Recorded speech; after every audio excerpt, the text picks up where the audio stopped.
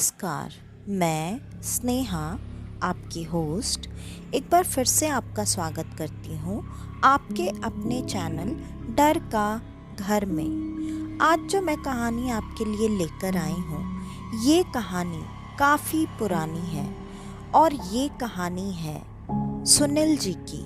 सुनील जो कि एक बहुत ही पैसे वाले और बदतमीज किस्म के इंसान थे।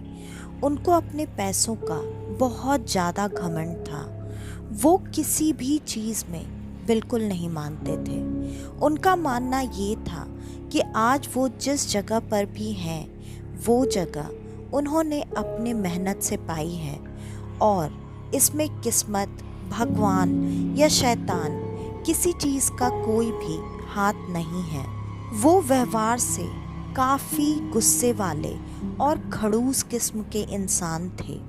उनका काम, बिजनेस सब कुछ बहुत अच्छा चलता था, लेकिन इसके अलावा उनकी अगर पर्सनल लाइफ की बात की जाए तो उनकी पर्सनल लाइफ काफ़ी उथल पुथल वाली थी, क्योंकि उन्होंने आज तक अपनी पत्नी की कभी भी कोई भी ना तो बात सुनी और ना ही मानी। यहाँ तक कि अगर ये कहा जाए कि उनकी पत्नी उनके लिए पत्नी नहीं, घर पर सिर्फ रहकर खाना बनाने वाली और बोलने के लिए सोसाइटी में सिर्फ एक पत्नी दिखाने के लिए थी, बाकी कुछ भी नहीं। उन्हें अपनी पत्नी से ना तो प्यार था और ना ही लगाव।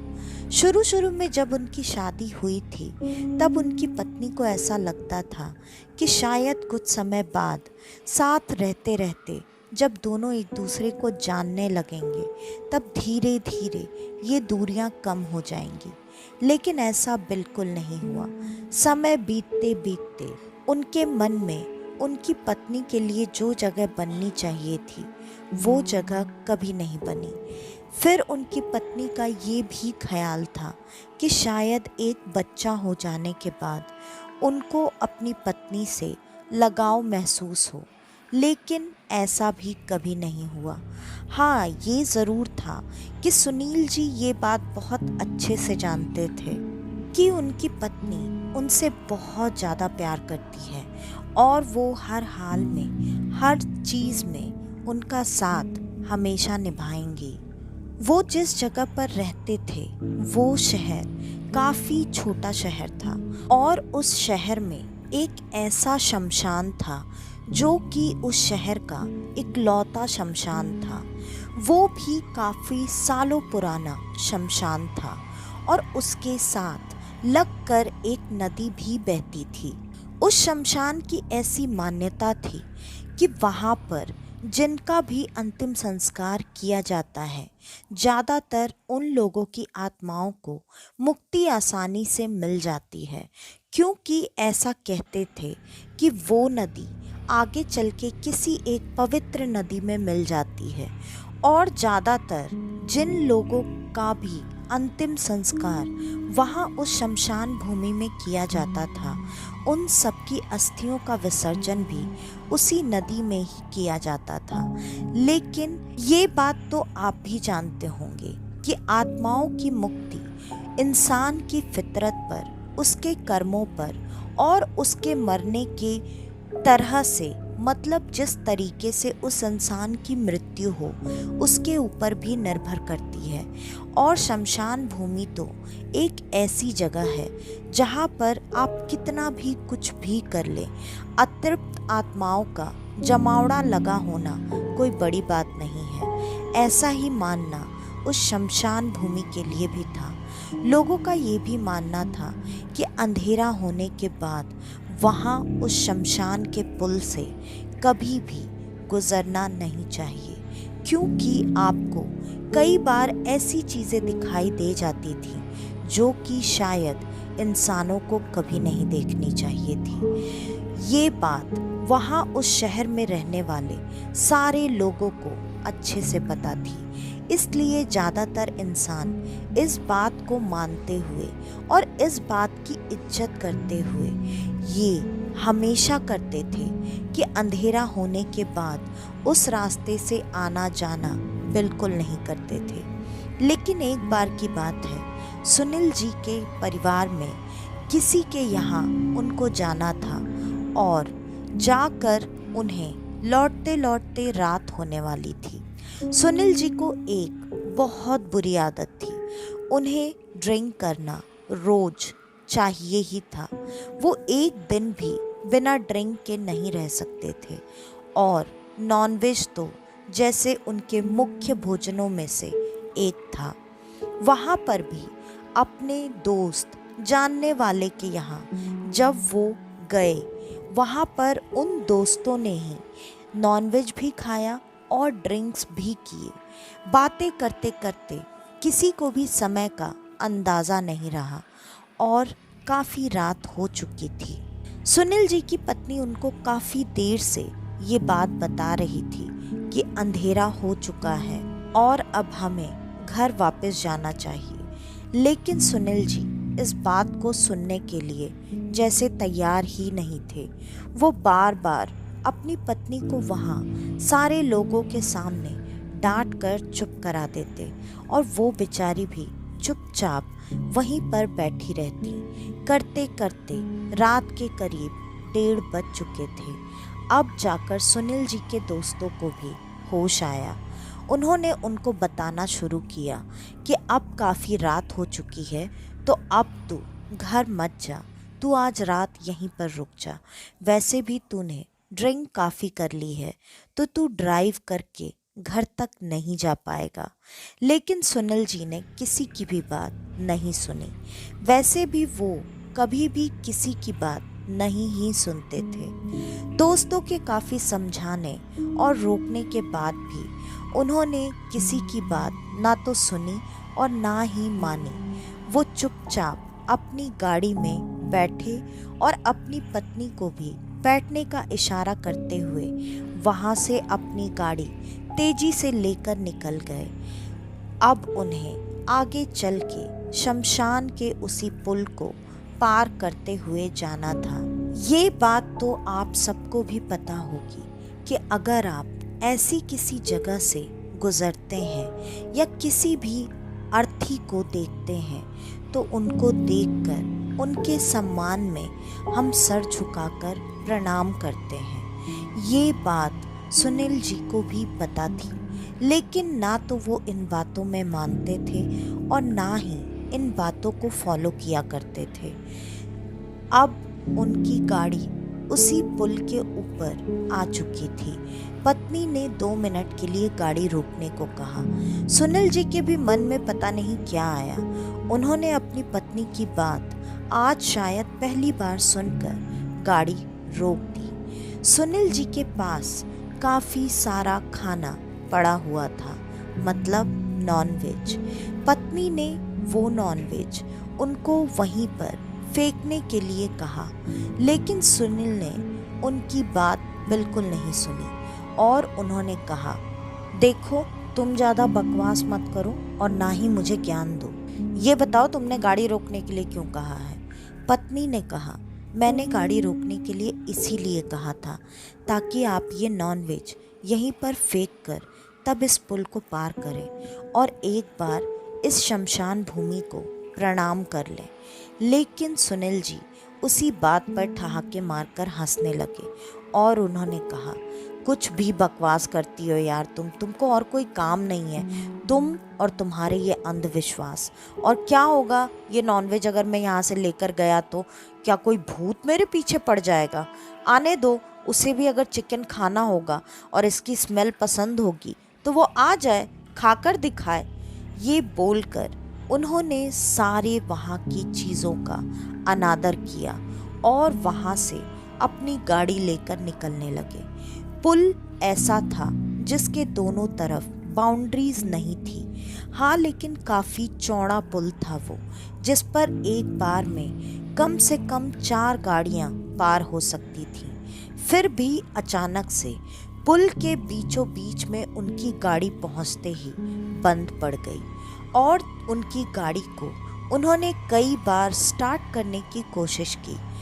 जब उनकी गाड़ी उनके कई बार कोशिश करने पर भी स्टार्ट नहीं हुई, तब उन्होंने गाड़ी से उतरकर गाड़ी को चेक करने का सोचा और जब उन्होंने गाड़ी चेक करना शुरू किया, गाड़ी में कहीं भी कोई भी प्रॉब्लम उनको नहीं समझ में आ रही थी। इस पर पत्नी ने कहा, एक बार आकर गाड़ी में वापस बैठिए और फिर से गाड़ी स्टार्ट करने की कोशिश कीजिए। ये बात सुनकर सुनील जी गाड़ी के अंदर आकर बैठे। उन्होंने अब इस बार जैसे ही गाड़ी स्टार्ट करने की कोशिश की, गाड़ी स्टार्ट हो चुकी थी।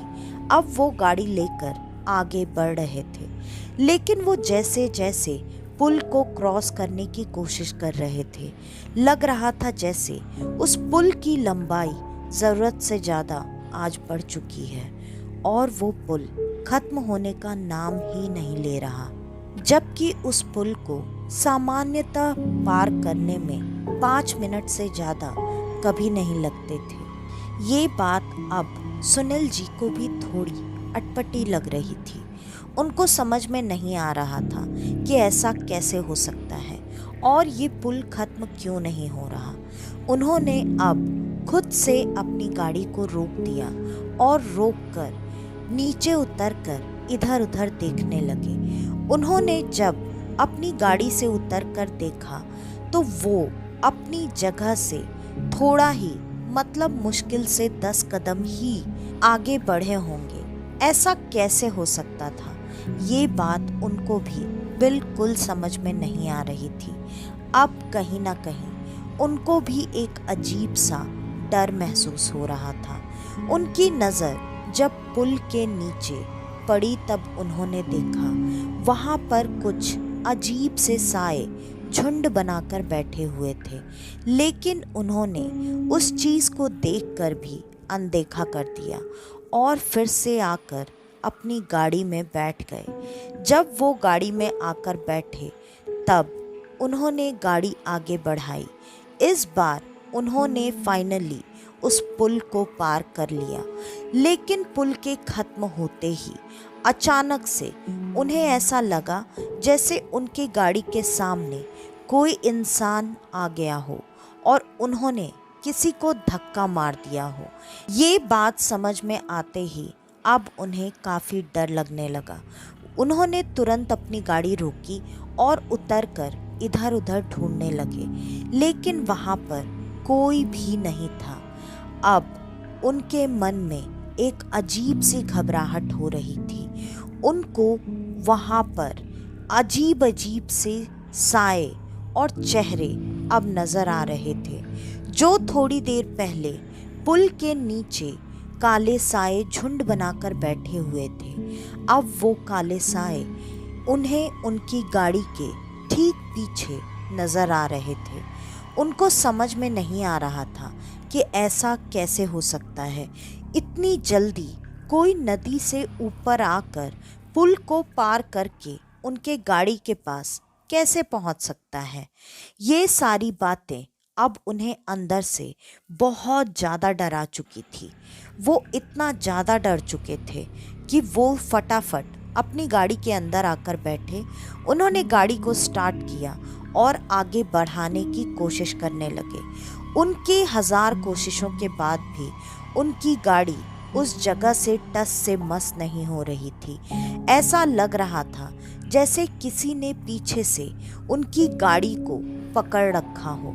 उन्होंने कई बार पीछे मुड़कर देखने की कोशिश की, लेकिन उन्हें कोई भी नज़र नहीं आ रहा था।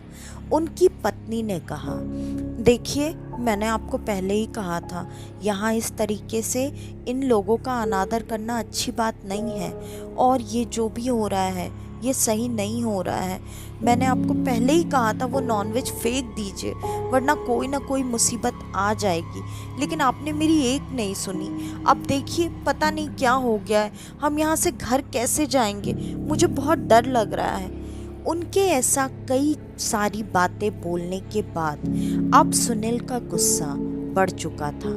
उसने अपनी पत्नी को ही गुस्से गुस्से में और अपनी निडरता दिखाने के लिए कहा, हाँ बहुत तुम भाषण दे रही थी, मुझे दिमाग दे रही थी, क्या हुआ तुम्हारे इतना बोलने से? नॉनवेज फेंक दो, नॉनवेज फेंक दो। क्यों फेंक दूं? इन लोगों के खाने के लिए। ऐसा ही है, ये भिखारी हैं, इनको अगर नॉनवेज चाहिए तो ले जाएं। और उन्होंने अपनी गाड़ी से वो नॉनवेज का पैकेट उठाया और शमशान भूमि की तरफ फेंक दिया। ये करते ही उन्हें अचानक ऐसा लगा जैसे उनके पैर किसी ने पकड़ लिए हों। ये बात उन्हें साफ साफ महसूस हो रही थी, लेकिन उन्हें कोई भी दिखाई नहीं दे रहा था। अचानक से सुनील जी जमीन पर गिर गए और उनको बुरी तरीके से घसीटते हुए कोई शमशान भूमि से लगकर जो जंगल थे, उसी जंगल में घसीटता हुआ उनको अंदर और अंदर लेता जा रहा था। सुनील जोर जोर से चीख रहा था, चिल्ला रहा था, लेकिन उसकी मदद करने वाला वहाँ उस वक्त कोई नहीं था। उसकी पत्नी अपने छोटे बच्चे को गाड़ी में ही छोड़कर सुनील के पीछे पीछे उसी जंगल में भागती हुई, उसकी आवाज़ का पीछा करते हुए काफ़ी अंदर तक आ चुकी थी। वो बार बार सुनील को आवाज़ें दे रही थी, लेकिन सुनील अब कोई भी आवाज़ नहीं दे रहा था, ना ही उसकी चीखें सुनाई दे रही थी। उसकी पत्नी भी काफ़ी घने जंगल में आ चुकी थी। वो अब रास्ता भटक चुकी थी। वो अब खुद अपने मदद के लिए आवाज़ लगाने लगी, लेकिन उसकी मदद के लिए भी वहाँ कोई नहीं था। अचानक से सुनील उसी जंगल के अंदर से पागलों की तरह बेतहाशा भागता हुआ आकर अपनी पत्नी से टकराया। सुनील को काफ़ी सारी चोटें लग चुकी थी। सुनील बहुत ज़्यादा जख्मी हो चुका था। वो तेजी से अपनी पत्नी के तरफ पहुंचकर उसके हाथ को पकड़कर उसे जंगल से बाहर लेकर निकलने लगा। पत्नी उससे 1000 सवाल कर रही थी, लेकिन उसने एक का भी जवाब नहीं दिया। उसने बस इतना ही कहा, यहाँ से जल्दी चलो वरना हम सब के सब मारे जाएंगे। ये बात सुनकर पत्नी ने भी अब अपने भागने की स्पीड बढ़ा दी थी। जैसे तैसे दोनों आकर अपनी गाड़ी में बैठे। जब वो गाड़ी में पहुंचे तो उन्होंने देखा उनकी गाड़ी में पीछे बैक सीट पर वही 3 काले साए बैठे हुए जोर जोर से ठहाके मारकर हंस रहे थे और गाड़ी में उनका बच्चा नहीं था। ये देखकर पत्नी चीखने चिल्लाने लगी। अब सुनील को भी अपने बच्चे की चिंता होने लगी। सुनील ने जब अपने बच्चे को ढूंढने की कोशिश करना शुरू किया, लेकिन उसे उसका बच्चा कहीं भी नहीं मिला। अब वो दोनों पूरी तरह से हताश हो चुके थे। वो करते भी तो क्या करते। सुनील अब घुटनों के बल बैठकर उन 3 काले सायों से माफ़ी मांग रहा था, लेकिन बस वो ठहाके लगाकर हंसते जा रहे थे। ये सारी चीज़ें उसकी पत्नी को भी साफ साफ नज़र आ रही थी। वो भी उन काले सायों से अपने बच्चे की मांग कर रही थी, लेकिन उनको कहीं भी कुछ भी नहीं मिला। काफ़ी देर तक ढूंढने के बाद उनको वो कपड़ा खून में लिपटा हुआ मिला जिसमें कि उनका बच्चा लपेट कर उन्होंने रखा था। ये देखकर उन्हें समझते देर नहीं लगी कि उनका बच्चा अब नहीं रहा है। थोड़ी देर बाद आखिरकार वो दोनों हताश हो चुके थे, इसलिए उन्होंने घर वापस जाने का फैसला किया। जब वो आकर गाड़ी में बैठे, गाड़ी स्टार्ट करने की कोशिश की, लेकिन गाड़ी स्टार्ट नहीं हो रही थी। सुनील अभी भी लगातार माफ़ी मांग रहा था, लेकिन शायद उसकी गलती इतनी बड़ी थी जिसके लिए उसे माफ़ी नहीं मिल सकती थी। सुनील के इतने बार गिड़गिड़ाने पर भी सुनील की गाड़ी स्टार्ट नहीं हो रही थी।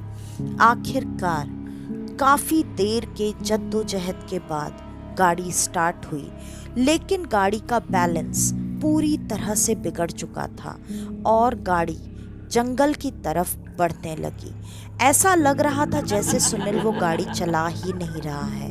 वो गाड़ी वही 3 साए चला रहे हैं जो अभी भी उनके गाड़ी के पीछे की सीट पर बैठे हुए हंस रहे थे। उनका चेहरा काफी भयानक था। आखिरकार जंगल में एक पेड़ से वो गाड़ी तेजी से टकराई और उस गाड़ी में आग लग गई। जब वो गाड़ी पेड़ से टकराई थी तब उस गाड़ी का दरवाज़ा खुल गया। पत्नी गाड़ी से नीचे ज़मीन पर गिर गई। उसे भी काफ़ी चोटें लगी, लेकिन सुनील तो उस कार के अंदर बैठा हुआ कार के साथ ही उसकी पत्नी के आंखों के सामने वहीं पर तड़प कर जल कर मर गया। और आखिरकार अगली सुबह उस पूरे शहर में ये बात फैल चुकी थी कि सुनील और उसके परिवार के साथ क्या हुआ। सुनील की तो जली हुई बॉडी मिली, लेकिन उसके बच्चे की तो बॉडी भी नहीं मिली।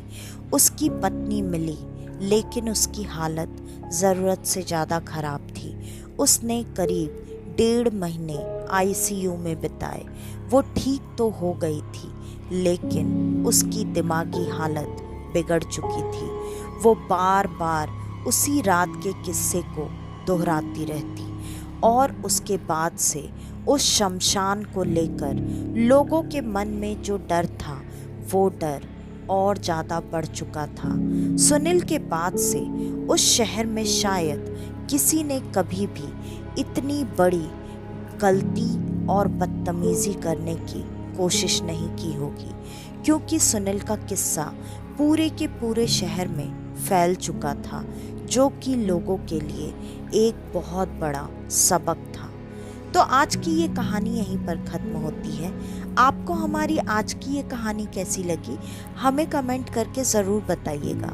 और अगर आपको हमारी ये कहानियाँ पसंद आती हैं तो ज़्यादा से ज़्यादा हमारी इन कहानियों को शेयर करें। अगर आपके पास आपकी ऐसी कोई कहानी हो तो डिस्क्रिप्शन में दिए ईमेल आईडी या इंस्टा आईडी पर आप हमें आपकी वो कहानी भेज सकते हैं। और अगर आप इस चैनल पर आज पहली बार आए हैं तो हमारे इस चैनल को लाइक, शेयर और सब्सक्राइब करना बिल्कुल ना भूलें। तो आज के लिए बस इतना ही। मैं स्नेहा, आपकी होस्ट, आज के लिए लेती हूँ अलविदा। वापस से आपसे मिलने आऊँगी और आप सबको लेकर जाऊँगी कुछ जाने अनजाने किस्से कहानियों के सफ़र पर, आपका अपना डर का घर में। तो तब तक के लिए नमस्कार।